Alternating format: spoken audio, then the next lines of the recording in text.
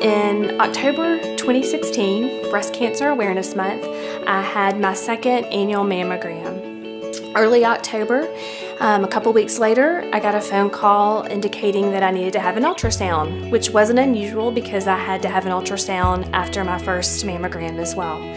So I was a little difficult when she was trying to schedule it because I didn't want to miss work, I didn't want to drive far, I didn't want to wait a long time for an appointment. And the only person that I told was one of my coworkers who was in my office when I got the call. And I remember telling her, well, I'm not going to worry until there's a reason to do so. So I went for the appointment on Tuesday, October the 25th, and everything was fine until all of a sudden I could tell that the technician was looking at something, and I asked her if she'd found anything, and she said, she needed to compare it with the scan that she had, and then she was gone for probably about 3 minutes, but it seemed like 30, talking to the doctor.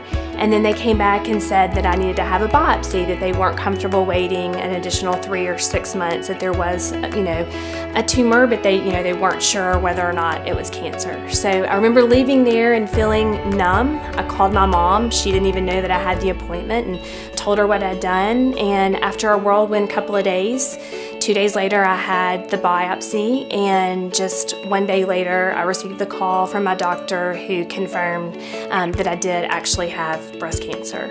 And I had no family history. I was healthy.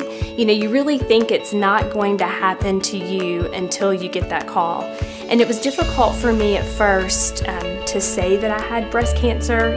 Once someone knew, I could talk about it, but it was difficult for me to actually say those words, initially to my family and friends.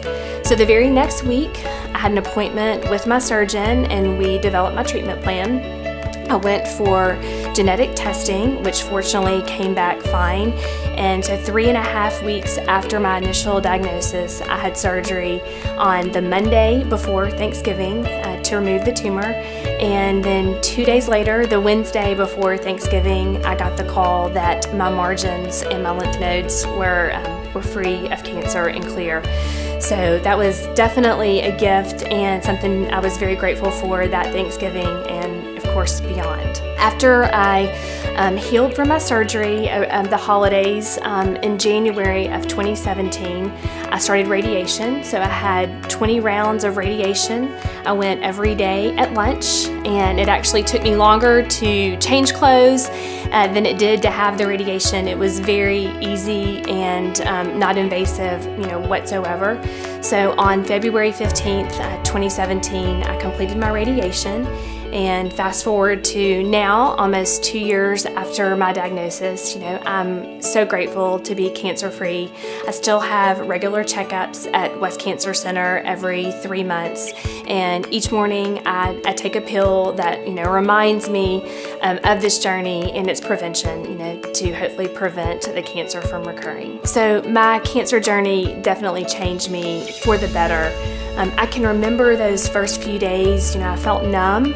There were many unknowns. I didn't know the stage, I didn't know the grade, I didn't know whether it had spread, I didn't know what the treatment plan was, didn't know what the outcome, was going to be. And so I remembered I really had to, rely on my faith and what I believed. And I thought a lot about, this being God's plan for me long before I was born. And I had to trust that, and I did have a peace throughout the process.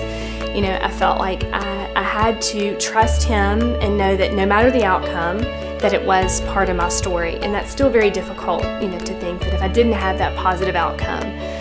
But I'm so grateful that it is part of my story, to still be here and for cancer to be in my rearview mirror. Something else that was really important as part of my journey was how I was truly lifted up and carried by my community.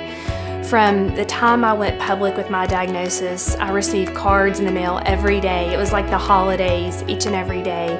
And it truly was encouraging to know that people were thinking about me, that they would drop a card in the mail, or they would send me a gift card for sweet tea because they know that's my favorite. But they went out of their way, to show their care and concern and ultimately pray for me, and I truly did feel it. So the experience, changed me. I've always been involved in community service. That's important to me. But this experience, has given me a deeper level of empathy. It's made me realize that you don't know what someone's going through. After all, I looked very healthy and I had breast cancer. I wanted to be normal, so I would walk around doing my normal day-to-day life, but yet, I was carrying that burden. So it made me realize that we don't know when we interact with someone what they're experiencing. And we need to show more grace, and compassion with those with whom we interact each and every day. And I also, through my journey, took many deep breaths, deep breaths, something that I was, not accustomed to doing. I didn't get frustrated in traffic or when I had to stand in line. Often I think of those as wasting my time to be productive, but I learned to appreciate those moments, to pause. Can't say I'm always good at it now, but I constantly try to remind myself and how each and every moment that we have truly is a gift. So probably one of the biggest takeaways for me after my cancer experience is how I approach helping others when they're going through a difficult time. It doesn't have to be cancer. It can be another type of struggle or a challenge, because we often say, let me know how I can help you, or tell me what I can do. And I learned that very, very few of us are actually going to say, oh, this is what I need, or can you do this for me? I've learned to just do it. So it may be writing that note, or sending that gift card, or baking that cake, taking a meal, picking up takeout, offering to babysit, mow the lawn, whatever your act of service is, you just have to do it. And I promise that you won't regret it, and I know that it will be an encouragement to the recipient as well.